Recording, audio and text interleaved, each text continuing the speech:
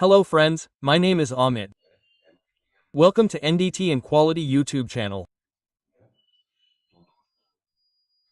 So friends, in today's video we are going to see the appearance of the defects found in casting radiography. So actually this is the third video of the series. I have already uploaded the first two videos.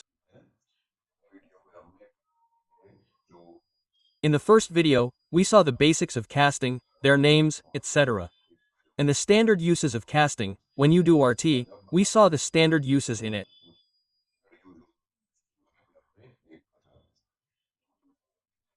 In the second video, we discussed 3 or 4 types of defects in the second video. This is the third part now. We will see in detail the appearance of the rest of the defects found in it. So, if you have not subscribed to our channel yet, then definitely subscribe to the channel. Share this video with your friends and colleagues. Apart from this, you can take membership of our channel by using the join feature. So I have made many member exclusive videos in which you will find mainly NDT level 2 videos. Apart from that, you will also find videos of codes and standards in it. I have also made some advanced NDT videos. So you can get access to all these videos, and if you take membership, you can also support me financially. So here we see further that till here we had discussed about the discontinuity of odd tiers in the last video. The discontinuity that is next is our inclusion. Okay? So what happens in the discontinuity of inclusion? So there can be many types of inclusions. Your casting can have many inclusions in it.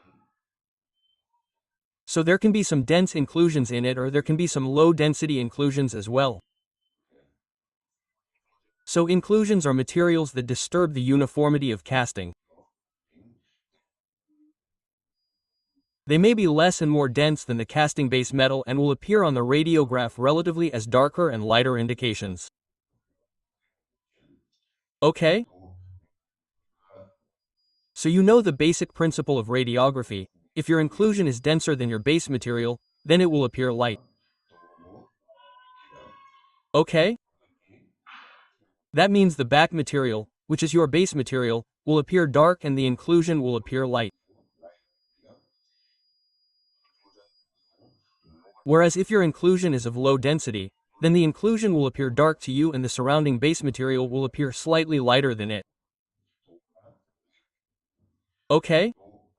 So it depends on what kind of inclusion you have. For example, here you can see that inclusion of foreign matter in mold may take one of the several forms including sand slag and dense inclusion. So your mold can have many types of inclusions. For example, there are sand inclusions, slag inclusions, or dense inclusions. Here, if we talk about sand inclusions, then they are actual pieces of sand that have broken free of the lining of the sand mold. So, when you do sand casting, then at this time you can see these sand inclusions. What happens in sand casting is that your mold is made of sand. So, its lining, that is, the outer area, the pieces of sand from there break and get mixed in your casting. So, at that time you can find these sand inclusions. On radiographs, they resemble a pocket of sand with a granular appearance and as irregular dark splotches. Okay? So, how will you find its appearance here? You will see it like a pocket, or it can also be an irregular line or like dark splotches. That is, there can also be this type of indication. So, here you can see that this is also your sand inclusion. After that there is slag inclusion. So impurities that are mixed in and up solidify with the molten metal. Slag inclusion appears on a radiograph as shadow of round globular and elongated shape with irregular contours. So what is slag inclusion? It is your impurities. It gets mixed in your molten metal and solidifies with it. So because of that you get this slag inclusion. And this is a shadow type of appearance. When you do radiography of welding, then at that time also you get slag inclusion in small whale. It also has a similar appearance. So here it can be in round shape or globular shape, or you can also get an elongated shape. It can also have a shape like an irregular contour. So here you can see all this, slag inclusion is shown here. Apart from that, suppose there is a dense inclusion whose density is more than the base metal. So a foreign object more dense than molten metal, resulting in lighter areas of density in a radiograph. So in this case, your inclusion will appear light, meaning you will see a light inclusion from the base metal. Like here, this area is a dark inclusion. The density is not much, but here it is black in color. But similarly, if you get any indication of light color, suppose that will be called your dark and dense inclusion. After that there is cold shawl. So cold shawl resembles smooth, straight and curved lines in radiograph. They are the result of lack of fusion between adjoining metal portion of casting. Okay? So here the cold shirt is a type of lack of fuse, which is the same type of lack of fuse that you see in welding and here in casting when you join two metals. Sometimes this indication is seen at that time.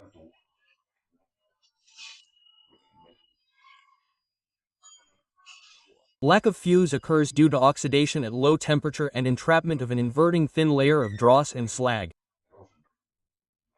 Okay?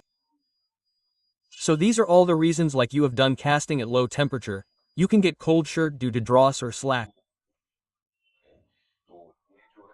So this can be in a smooth straight line or you can get it in a curved line as well. You can see here that here you are getting the indication of cold shirt. It is in a curved line. You can also see below here. Okay? So you can also get this type of indication. So in welding, you use the word lack of fusion for lack of fusion. So in casting it is called cold shirt. After that there is core shift or mismatch discontinuity. So core shift is what you generally see in hollow casting. So core shift and mismatch occurs when two parts of hollow casting fail to align properly. Core is placed in the mold to create a void and gap in the finished product. So here in your finished casting, core is kept in the middle. So what is the work of core? That if you have to do any hollow casting in the middle, then at that time you have to make a hollow section in the middle, then this core is used for that. But here the problem is that the core gets mismatched, which means it gets shifted. So here core shift discontinuity is seen. Like here you can see that the alignment of your part is okay. This is also okay. But here it has shifted. You can see that this core has shifted. This middle portion is the core. Here also you can see this core. But the core in the middle here has shifted. This is in the first one. Okay? So this is how you will get to see this indication. So the core shift results in the uneven variation in wall thickness as can be seen in the figure below. Okay? So what happens due to this is that your wall thickness can vary. Meaning it can be more or less. After that there is a discontinuity due to misrun. So misruns appear as prominent dark areas of variable dimension with a defined smooth outline. Okay? So here first of all a dark indication will be visible and the dimension in it will remain variable. Meaning we cannot say that you will get a mixture in this dimension only. Here there is a smooth outline of the indication. Meaning the outline outside will be very smooth. Here you can see why this mixture actually comes because you have poured the mold from here. Suppose if you poured the molten metal, then it could not reach here. It could not reach this area. So this is called mismixture. Up here on a radiograph there are prominent dense areas of variable dimension with a defined smooth outline. Okay? So dense area means that you will get that dark indication. Dense area means that the density will be more there and you will get a smooth outline. Mixture occurs when metal in casting fails to fill the mold. It means that your material has not reached any place. So you will get a mixture at that time. The two main reasons for mixing are entrapped gas and insufficient molten metal reaching a particular cavity of the mold. So if your molten metal could not reach any corner of your mold, then you will get this mixture discontinuity at that time. So this can also happen due to entrapped gas, or if any cavity is left, then that mixture will be found at the right time. You can see this area here, you can see it completely black here. This is a mixture. Here also there is a mixture area. So in this way you will get this discontinuity. After that there is a discontinuity by unfusing the chaplets. So chaplets are metal supports and spacers used in the mold to maintain cores in their proper position and to support parts of the mold. During solidification they melt along with the main stream of the molten metal and become one integral part. Okay? So what is a chaplet is that whenever you do hollow casting, use a core, then this chaplet is used to support the core at the right time. So in this way chaplets are different. Okay? So what actually happens with this chaplet is that it will solidify in the part. It will melt and molten with the molten metal and finally it will solidify in the part. Meaning you will not see this in the final part you get. Meaning it will become your integral part. So what happens here is that sometimes this chaplet remains unfused, meaning it does not melt. Okay? So you get to see this indication. If this does not occur and if only one part of the chaplet melts an unfused chaplet result. Okay? So this chaplet, it does not melt, suppose. Okay? So at that time you get this unfused chaplet discontinuity. In a radiograph they appear as circular and short rectangular lines and as portions of circles and rectangles depending on the shape of the chaplet post. Okay, so how will this appear in the radiograph? A circular line can be seen, because you can see it is circular, so it is unfused. Suppose, you will see it in circular shape, or it can be rectangle shape also, or the portion of the circle can be a circle. So all these can be unfused chaplet. Here you can see a circle like this. So this unfused chaplet will have such a discontinuity. After that there is mottling. So mottling is a radiographic indication that appears as an in-end area of more or less dense image. Okay? So it is an area of more density or less density.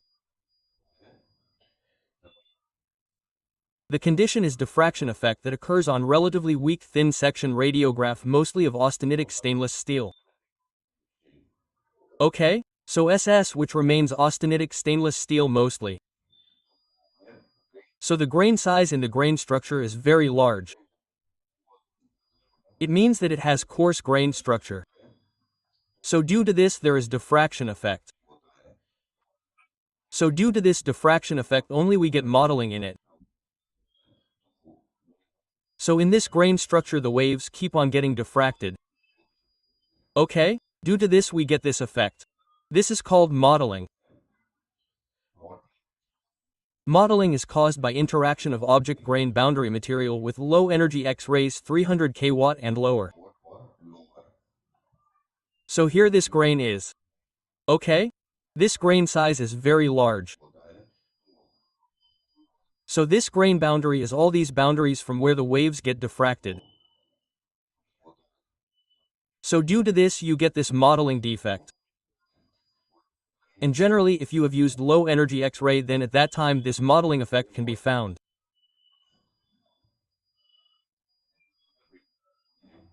Inexperienced interpreters may incorrectly consider mottling as an indication of unacceptable casting faults.